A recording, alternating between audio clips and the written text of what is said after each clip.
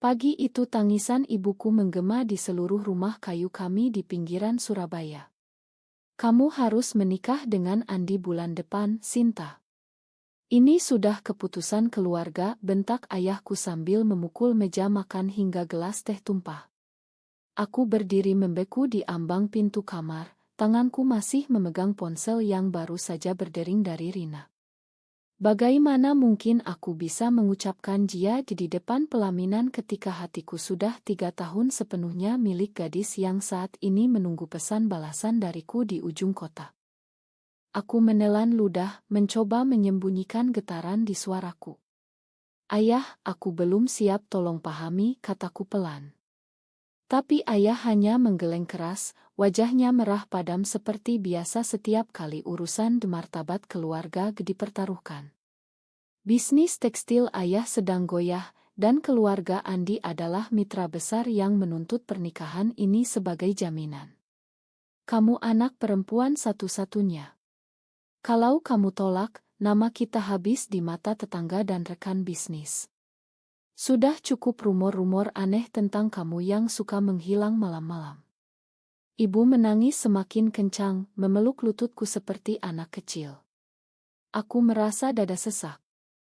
Rumor itu benar, tapi mereka tidak tahu yang sebenarnya. Sepanjang hari itu aku berpura-pura sibuk membantu ibu menyiapkan undangan. Tapi pikiranku melayang ke 2 tahun lalu, saat aku pertama kali bertemu Rina di kampus Universitas Airlangga. Dia mahasiswi sastra yang selalu duduk di pojok perpustakaan dengan buku puisi Chairil Anwar. Aku, mahasiswi ekonomi yang pemalu, tanpa sengaja menumpahkan kopi ke bukunya. Sejak itu kami tak terpisahkan. Pertemuan rahasia di Pantai Kenjeran, surat-surat cinta yang kami bakar setelah dibaca, pelukan singkat di mobil tua Rina saat hujan deras. Kami tahu Indonesia bukan tempat mudah bagi kami berdua. Di sini, cinta sesama jenis masih menjadi bisikan yang berbahaya. Tapi cinta kami tumbuh kuat, seperti akar pohon beringin yang tak terlihat dari permukaan. Malam harinya aku menyelinap keluar rumah. Rina sudah menunggu di warung kopi kecil dekat jembatan. Wajahnya pucat saat aku ceritakan ultimatum ayah. Kita kabur saja, Sinta. Aku punya saudara di Bandung, bisiknya sambil menggenggam tanganku di bawah meja. Air mataku jatuh ke gelas kopi hitam. Kalau aku kabur, ayah bisa kena serangan jantung. Bisnisnya runtuh. Aku anak tunggal, Rin. Aku tidak bisa egois. Rina diam lama. Kami tahu harga yang harus dibayar. Tapi malam itu kami berjanji, apapun yang terjadi, hati kami tetap satu. Aku pulang dengan dada berat, tapi tekad mulai tumbuh di dalam diam. Besok pagi persiapan pernikahan akan dimulai. Dan aku harus memilih martabat keluarga atau jiwa yang selama ini aku sembunyikan. Persiapan pernikahan berlangsung seperti badai yang tak bisa dihentikan. Ibu memesan kebaya putih terbaik dari penjahit langganan di Tunjungan Pla. Ayah mengundang pejabat desa dan rekan bisnis hingga daftar tamu mencapai 300 orang. Setiap hari ada tukang rias yang datang mengukur tubuhku, membicarakan warna lipstik yang cocok dengan pengantin pria tampan seperti Andi. Aku tersenyum kaku di depan mereka, tapi di dalam kamar aku menangis sambil memeluk bantal yang masih berbau parfum Rina dari pertemuan terakhir. Rina mulai cemburu. Kamu benar-benar akan pakai cincin itu, Sinta? Cincin dari pria yang bahkan tidak kamu cintai. Suaranya pecah saat kami bertemu di bioskop sepi di Galai Mall. Aku memegang tangannya erat. Ini hanya sandiwara, Rin. Aku butuh waktu untuk meyakinkan ayah. Kalau langsung tolak, mereka akan selidiki dan menemukan kita. Tapi Rina menggeleng. Waktu itu tidak ada, sayang. Mereka sudah pasang tanggal, 2 minggu lagi. Malam itu kami bertengkar untuk pertama kalinya. Rina pergi dengan mata merah, meninggalkan aku sendirian di kursi bioskop yang dingin. Aku merasa dunia runtuh. Keesokan harinya bencana datang lebih cepat dari dugaan. Teman kuliahku, Dewi, yang dulu pernah curiga melihat aku dan Rina di pantai, datang ke rumah dengan alasan mengucapkan selamat. Tapi di depan ibu dan ayah, dia tak sengaja menyebut nama Rina dan foto kami berdua yang entah bagaimana ada di ponselnya. Saya lihat mereka sering bersama, Tante. Mungkin itu sebabnya Sinta selalu menolak kenalan cowok. Ayah langsung berdiri, wajahnya seperti mau meledak. Ibu menangis histeris. Aku mencoba menyangkal, itu cuma sahabat, yah, tapi ayah sudah mengunci pintu kamar dan menyita ponselku. Malam itu aku mendengar ayah menelepon keluarga Rina, mengancam akan melaporkan ke polisi jika Rina mendekatiku lagi. Aku merasa seperti dihukum mati perlahan. Di dalam kamar gelap, aku berlutut di sajadah. Aku berdoa, tapi Tuhan seolah tak mendengar. Aku mencintai Rina dengan seluruh jiwa, tapi aku juga mencintai ayah dan ibu yang telah berkorban segalanya untukku. Apakah aku harus mengorbankan diri demi mereka? Atau mengorbankan keluarga demi diriku sendiri? Pertanyaan itu menyiksaku sampai subuh.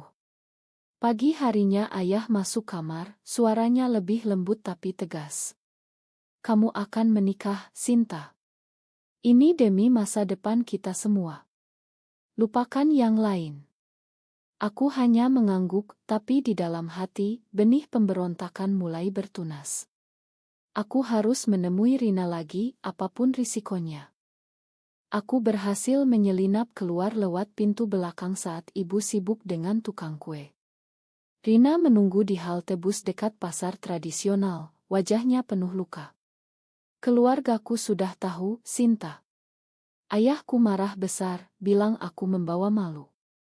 Mereka ingin kirim aku ke pesantren di Madura. Air matanya jatuh. Aku memeluknya di tengah keramaian orang yang tak peduli. Kita lawan bersama. Aku tidak akan menikah dengan Andi. Aku akan bilang yang sebenarnya di hari. Rina menatapku tak percaya. Kamu gila. Mereka bisa usir kamu, Sinta. Kamu tidak punya apa-apa tanpa mereka. Aku tahu itu benar. Tapi rasa takut kalah sudah lebih besar daripada rasa takut kehilangan. Kami menghabiskan malam di penginapan murah dekat pelabuhan. Untuk pertama kalinya setelah lama, kami tidur berpelukan tanpa takut ketahuan. Rina berbisik, apapun yang terjadi nanti, aku akan selalu ada untukmu. Kata-kata itu memberiku kekuatan. Keesokan paginya aku pulang dengan tekad baru. Tapi di rumah, Andi sudah datang bersama keluarganya. Dia pria baik, sopan, bahkan terlalu baik. Saat dia memasang cincin lamaran di jari manisku, aku merasa seperti pengkhianat. Matanya penuh harap, sementara hatiku sudah berada di tempat lain. Malam itu aku menangis di kamar mandi sampai air mata bercampur air keran. Hari-hari berikutnya penuh pertengkaran kecil. Ibu terus mengingatkan ini demi keluarga, ayah mengancam akan memutus hubungan jika aku melarikan diri. Tetangga mulai bergosip. Anak Pak Hadikok aneh ya, selalu murung menjelang nikah. Aku diam saja. Di dalam hati aku menyusun rencana. Aku akan datang ke pelaminan, tapi bukan dengan Andi. Aku akan menggandeng Rina di depan semua orang. Risikonya besar, kehilangan warisan, kehilangan nama baik, mungkin kehilangan kasih sayang orang tua. Tapi harga yang lebih mahal adalah hidup seumur hidup dalam kebohongan. Rina ragu, tapi akhirnya setuju. Kalau kamu yakin, aku ikut. Kami berciuman untuk terakhir kali sebelum berpisah. Janji kami adalah hari pernikahan akan menjadi hari kebebasanku. Seminggu sebelum hari, ketegangan mencapai puncak. Andi datang lagi membawa hadiah besar, sebuah mobil baru untuk pengantin baru. Aku menolak menerimanya di depan semua orang. Aku tidak bisa, Mas. Ada yang harus aku katakan. Andi hanya tersenyum bingung, mengira aku gugup. Tapi ayah langsung menarikku ke belakang rumah dan memukul pipiku sekali, keras. Jangan buat malu lagi. Kamu sudah cukup merepotkan. Itu pertama kalinya ayah memukulku sejak kecil. Aku terdiam, pipi terasa panas, tapi air mata tak keluar. Malah rasa marah yang membara. Malam itu Rina menelepon dari nomor baru. Aku takut, Sinta.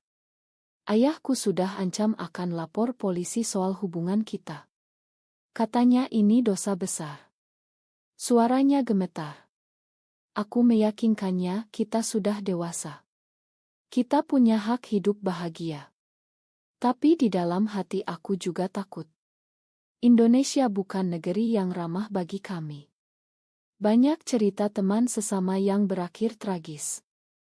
Tapi aku sudah terlalu jauh untuk mundur. Aku mulai menyimpan sedikit uang dari tabunganku, menyiapkan tas kecil berisi baju dan dokumen. Rencana kabur sudah siap jika semuanya gagal di pelaminan. 2 hari sebelum pernikahan, ibu masuk kamar sambil membawa album foto lama.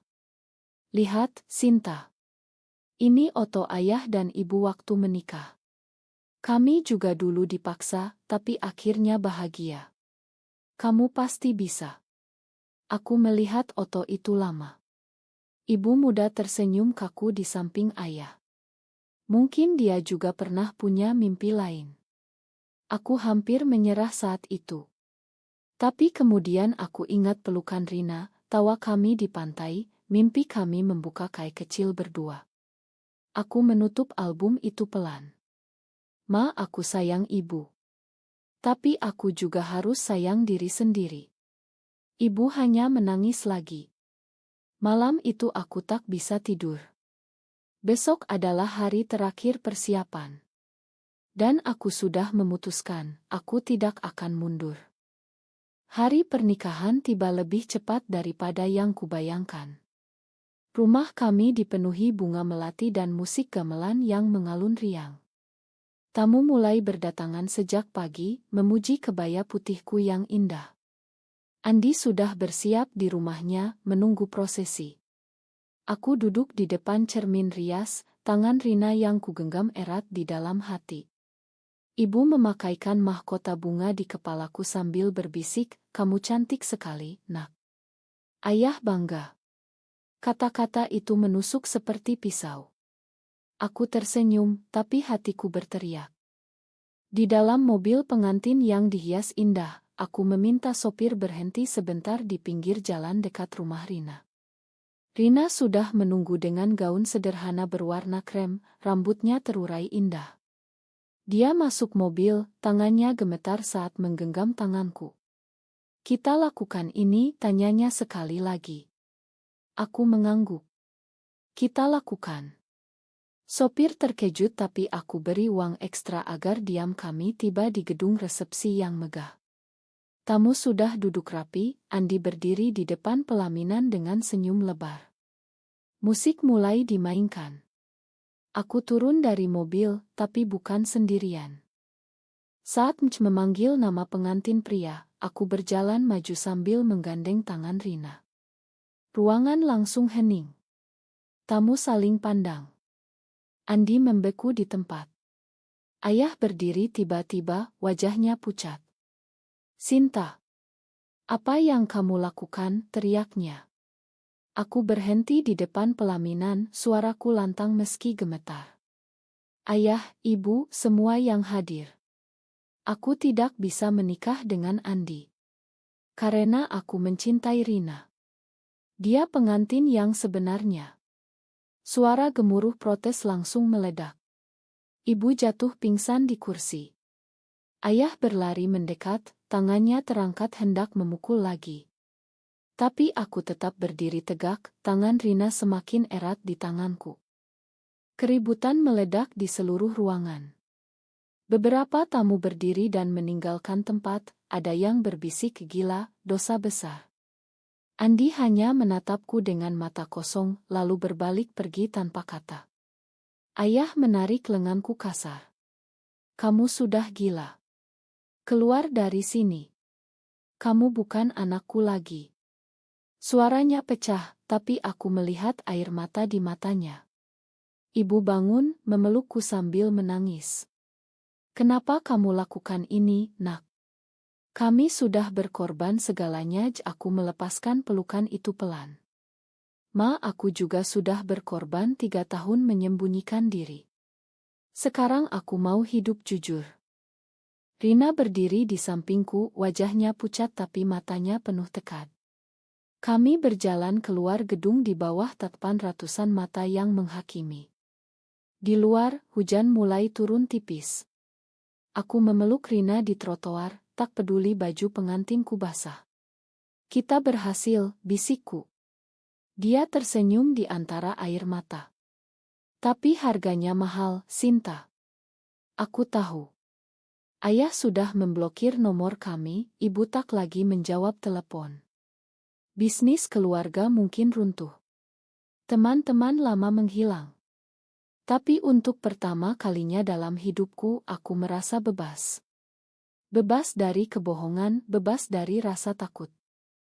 Bulan-bulan berikutnya kami tinggal di kos kecil di Bandung. Aku bekerja sebagai guru les, Rina di KAE. Kadang kami menangis mengingat keluarga, tapi kami saling menguatkan. Suatu malam, ibu menelepon diam-diam, ibu kangen kamu, Sinta. Ayah masih marah, tapi ibu mencoba paham. Kata-kata itu cukup untuk memberi harapan. Mungkin suatu hari keluarga akan menerima. Atau mungkin tidak. Tapi aku sudah memilih jalanku sendiri. Hari ini, saat aku menatap Rina yang sedang memasak di dapur kecil kami, aku tersenyum. Cinta kami selamat. Meski dunia menentang. Apakah keputusan untuk mengikuti hati nurani meski harus melukai keluarga adalah benar atau salah?